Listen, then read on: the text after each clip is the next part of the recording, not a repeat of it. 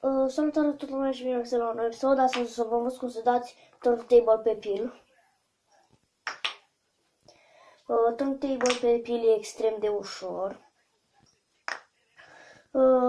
Cel puțin pentru mine, pentru unele persoane nu cred că e ușor. Pentru începătorii, adică și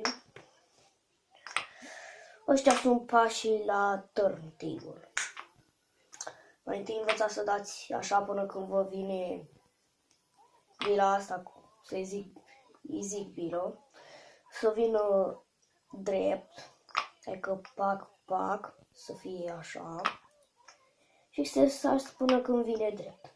Ok, ați terminat de exersat asta și știți perfect, acum exersați asta, pentru că o să vină exact la așa. Că voi țineți așa, drept, nu așa. Așa.